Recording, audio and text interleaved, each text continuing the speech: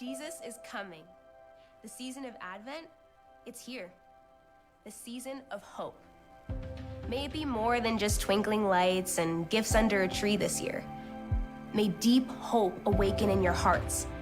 Hope in God's unfailing love and his unshakable promise. That he came, he's here with us now, and that he's coming again.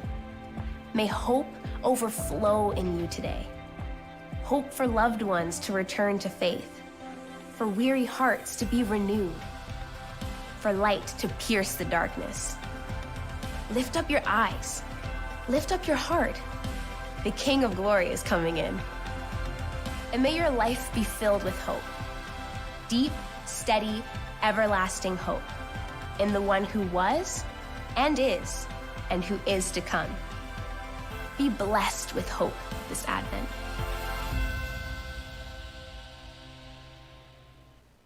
Well, thank you so much for coming out today.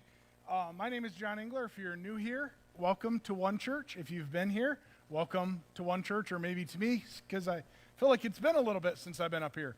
We had baptisms, and then last week, Greg preached here, and I preached over at Thrive in Mount Pleasant, and it's kind of been a whirlwind week. If you don't know, this last week, myself, along with one of my college buddies, we flew down to Jamaica to do some hurricane relief stuff.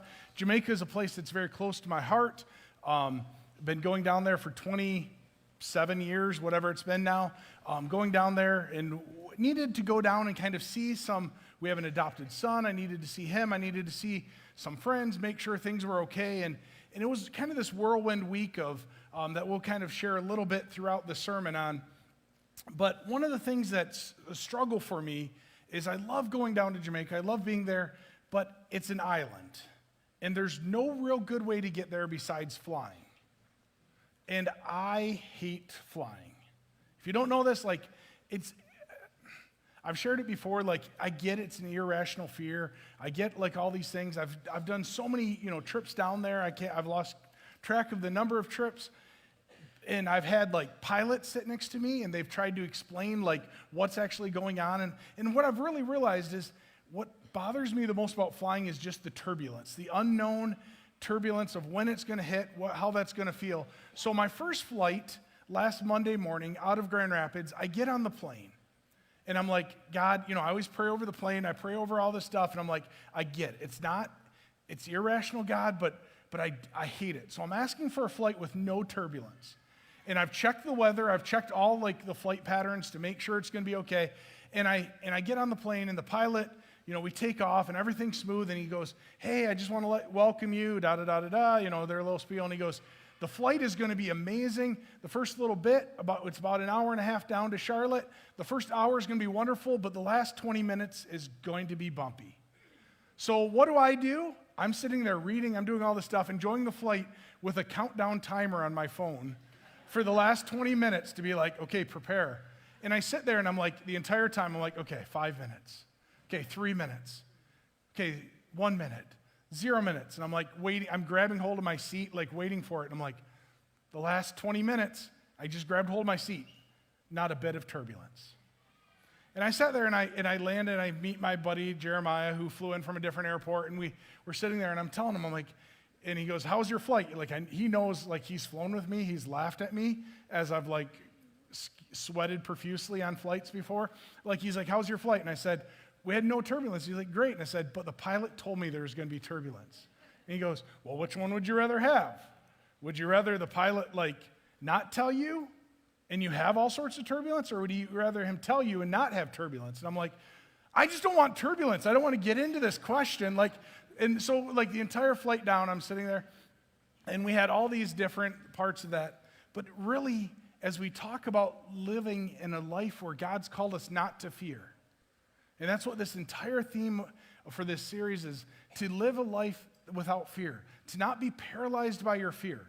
I loved the chance that I got to go down to Jamaica, and there's part of me that in that fear I have to overcome it, because it's better to be able to be down there. It was nice to be warm. It was nice to see friends. It was nice to hug people. It was nice to have that time. But I had to overcome that fear. And I get it's this irrational fear that we live in. And maybe you have that fear that you know in the back of your head that you're so embarrassed to tell somebody about because it's so irrational, right? Like one of the trips I remember sitting by a pilot and he's like, well, technically speaking, you're more at risk of dying of a donkey kicking you in the head than you are in dying in a plane crash. And I went, great. I'm going to Jamaica where there's donkeys everywhere. Like, now I have two things to be afraid of, right? Like, why would you do that? And like, we try to help people walk through fear. We try to help and we try to be there for them and go, you know what? I get it. I get your fear is debilitating. I get your fear is overwhelming. I get that. But really, we do this thing where we try to give advice instead of pointing them back to God. And we need to point them back to God. And I needed to reach out to God. There was nothing that pilot could have done that God couldn't overdo, right? God can do anything, but yet we live in this where we live by man and telling them the things that we need to be afraid of. And Greg did an amazing job last week of talking fear and leading off this series with, you have to first understand that fear is a liar. And we're going to sing that song every week through this series because fear is a liar. And when you remind yourself that those fears, they're just simply not true. And those doubts, those things that come into your head. And we have to understand that we have hope. And that's what the Advent season's about. This first week, we're talking about that we have hope. We have hope because we have a relationship with God. And that battles the fear that we have. Our pure hope is the ammunition to help us when those moments of fear dive in. When those moments that we just can't imagine. And so today, I get it. Some of you may be in here going, you know what, I'm celebrating God. I don't even understand what you mean about fear. But I know that there's people in this room that you have these insecurities. You have this fear. You have, what is going to happen next in my life? What is next going to happen in my marriage? What is next going to happen with my kids, with my family, with whatever? And you live in this constant state of fear. And it doesn't help because often the advice that we give each other is, well, just stop doing it. Stop being so fearful. Stop worrying about that. I get it, but that's easier said than done. And so I want to dive into a verse today, and we're going to go really deep into this. So if you have your Bible, you can join me there. It'll be up on the screen, and it's Isaiah 41:10. It's simply put, so do not fear, for I am with you. Do not be dismayed, for I am your God. I will strengthen you and help you. I will uphold you with my righteous right hand. This is a verse that oftentimes we give people that are struggling with fear or something in their life is hitting them, right? And we give them this verse and we say, here, it's simply put, like, do not fear. Like, it's so simple. Why are you being so fearful? Well, let's truly break this down for a second. I want to give you the context. This is the prophet Isaiah with a message from God telling the Israelites. And he starts off, so do not fear.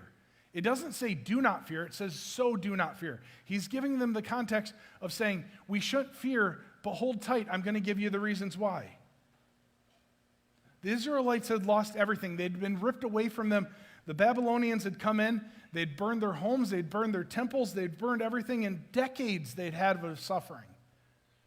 And they had this promise that God was on their side, but they were really starting to doubt, where are you at, God? And I don't know, maybe I'm the only one that has had that thought of like, where are you at, God? I'm feeling really lonely right now. And that's what they were feeling. They were feeling this feeling of like, where are you at? I have no hope. I'm struggling. I know that you promised this. I know that you say that you're going to be there, but I'm struggling. And Isaiah gives them this message. So do not fear. I am with you. And this is the reminder, I am with you. The reminder that we all need, right? When the middle of something is falling apart in your life, you need that reminder it's going to be okay. When my kids get hurt, back when they were little, right? Like now it's kind of silly to do that. But when they were little and they stubbed their toe, they thought the end of the world was happening and they were crying because they thought like we're going to cut the toe off, right? And you, as a parent, you get down on your knees. Most of us did. I was probably more like, get up, you. But most parents get on their knees and they're like, hey, it's going to be okay. This pain is going to go away. This thing that you're facing is going to be okay. So this is the important part. He starts with that. So do not fear because I am with you. You have a God that is with you. You have to hold tight to that reminder in this season. No matter what you're facing, the fear that you're facing, God is with you. Do not be dismayed. Do not be discouraged because God is with you. And he says, for I am your God. He's leaning into that part, right? Like, I am your God. If truly all the things that I've walked you through, truly if you believe in me, you have to understand that I am your God. You need to not lean into the discouragement. You need to not lean into those things. But this is the beautiful part that gets lost oftentimes in this verse. Because he says, because I am your God, I will strengthen you. I will give you the ability to walk through this thing that you are so afraid of. If you truly believe in me, I will walk through this. I will give you the strength, and I will help you. I will help you. I will walk through that moment that you're going through, that marriage that is feeling so broken that it's beyond repair, that friendship that you're just so angry, that feeling inside. I will walk through that with you. I will give you the strength to do it. And I will help you walk through that season that you feel like you can't go through. God doesn't say, I'm going to remove you from this season. He says, I will walk through that. I will give you the strength to do this. I get, and he's talking here, right, about the Israelites. The Babylonians are doing all these things. I get it. I'm not going to stop the Babylonians right now, but what I will do for you is I will give you the strength and I will help you walk through this. That's the God, that's the relationship we talk about. That you, the power you get, the power I personally get to walk through those situations. I will help you. And then he ends with, I will uphold you with my righteous right hand. So understand the power of that, right? Like, literally, God is the most powerful thing there is. And the right hand that represents like God's power, I will uphold you. I will take care of that. Like kind of that moment, like, you know, the little kids getting bullied or whatever, and then you have like the older brother comes in and goes, I'll take care of that. That's God going, I'll take care of that. I get your fear. I get the things they're doing to you. I get that. But you know what? My righteous right hand, I will make sure that this is just. I will make sure that in the end. And you have to lean into that as a hope. You have to understand that. Right? Like they're struggling, and this is long before the Christmas season. This is long before Jesus even came on the scene, right? And he's talking here through the prophet Isaiah, telling them it's going to be okay. If you even back up a little bit further back in Isaiah, for Isaiah 7:14, this is the part that we often share during this season. Isaiah is telling these very same people, therefore the Lord himself will give you a sign. The virgin will give birth to a son, and we will call him Emmanuel, right? Like he's been through the story time and time again. He's been through their story. And they lose sight of that. And that's what happens in fear. I can easily look at my flight down to Jamaica and go, God has brought me to Jamaica how many times? He's walked through so many things with me. But in that moment of sitting on the plane, I can't snap out of it. I can't seem to focus on the things God has done. Now that the trip's over, I can go, wow, he was faithful. And I was just talking to somebody as they walked in. I said, God was faithful throughout that entire trip for me. My fears, literally best case scenario. My doubts, I walked out of it. Like it was so moments, but I went into that so fearful leaving.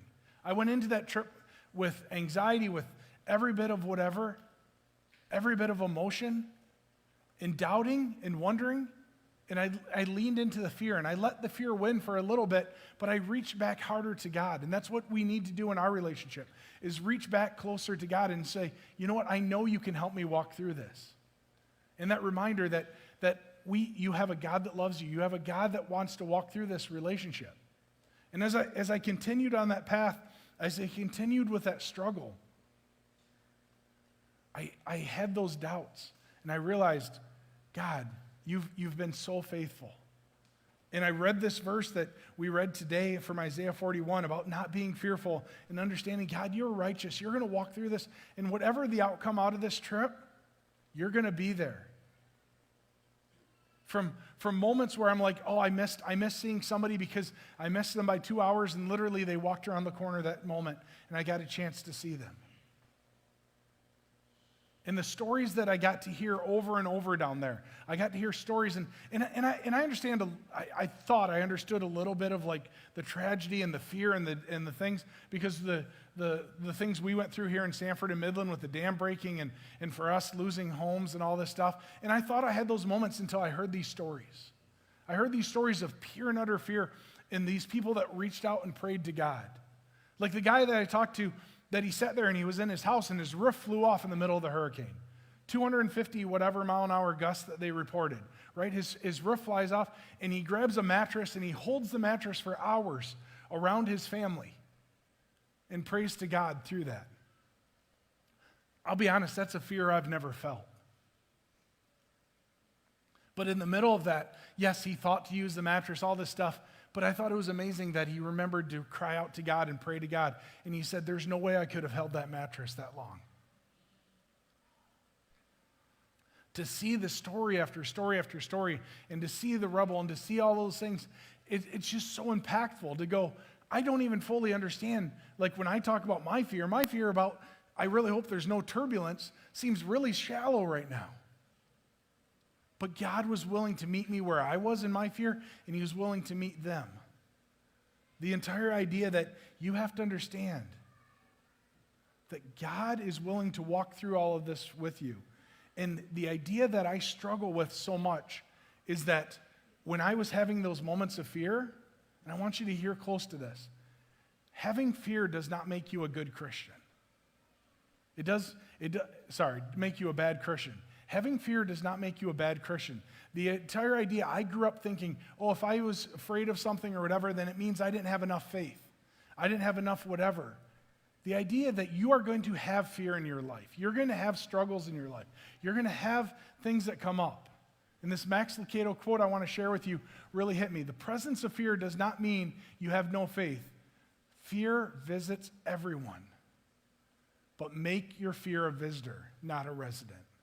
When that fear comes in, when those moments when you're like, okay, everything's lost, reach out to God. Understand that God has you. Understand that God wants to walk through this with you.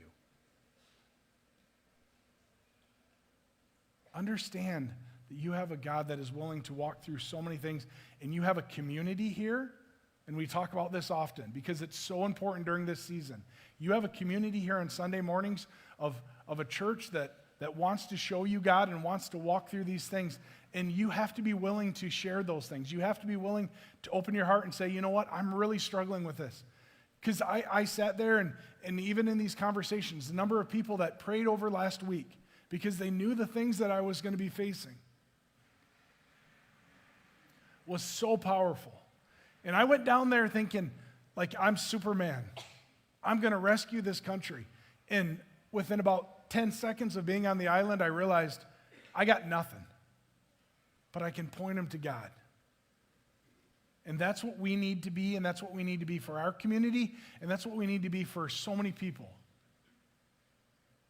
And in the middle of that fear, if you've been part of one church, you know that my connection with Pastor Dwight and Shanda Pinnock goes back many, many years. They came here a little over a year ago and spoke. They got to visit.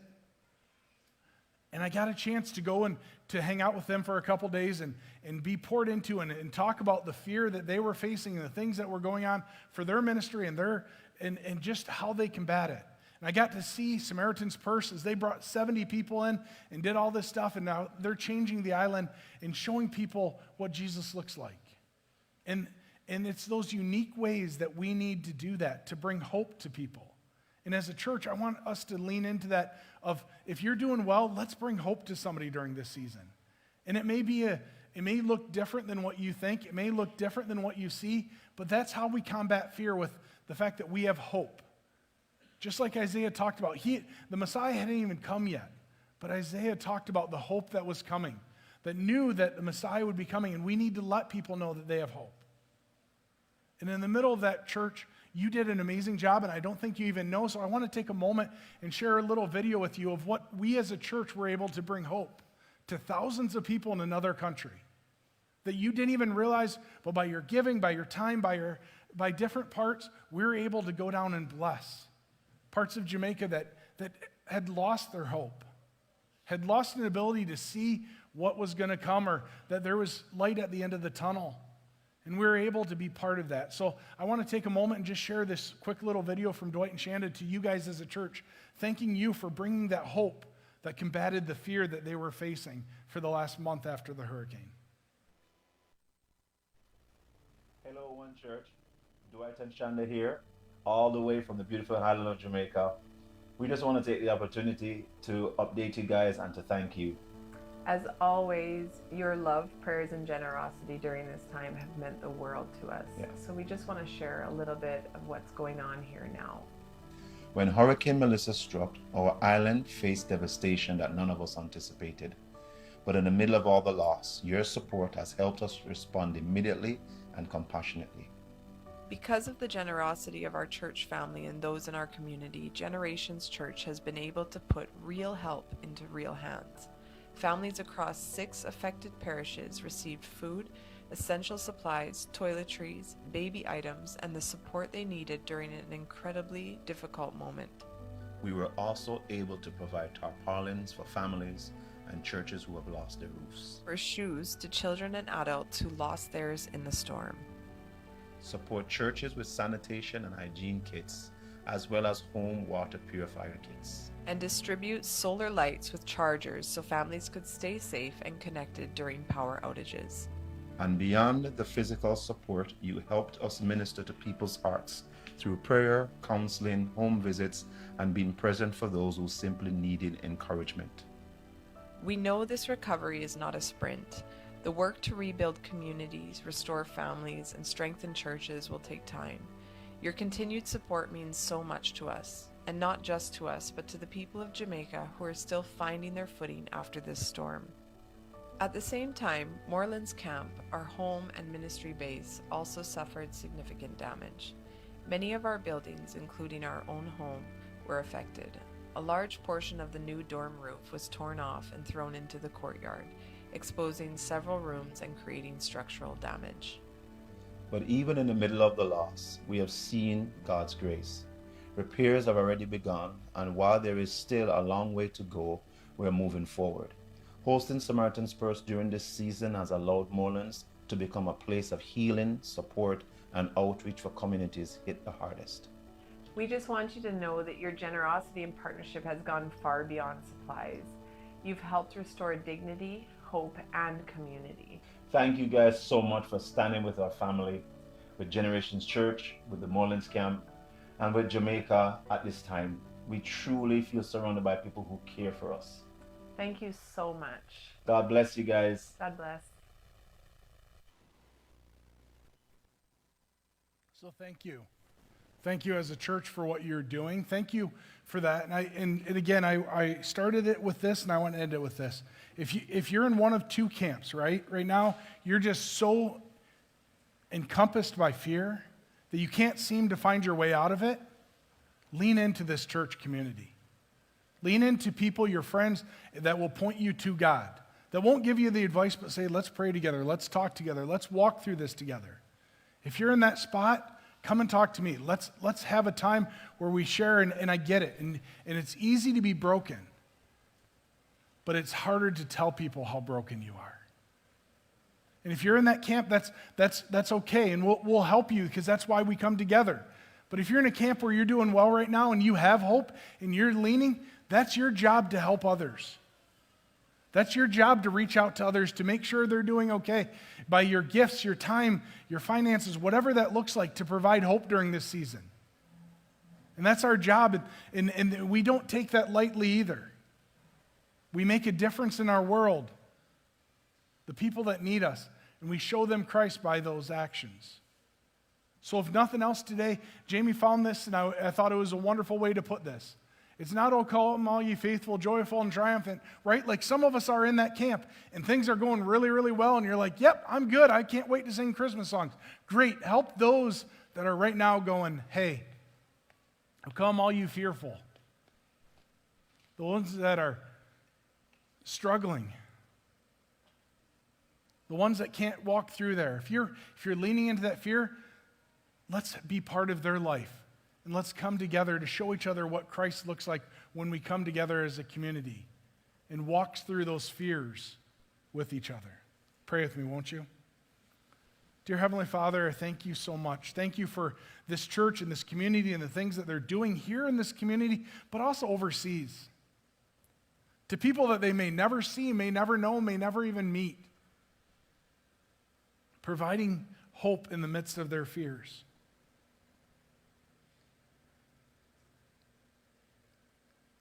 God, I get sometimes in the middle of the season, all we can lean on is hope. But that's when we need you the most. And that's when you do amazing, beautiful things. When we lean on you for that source of our hope.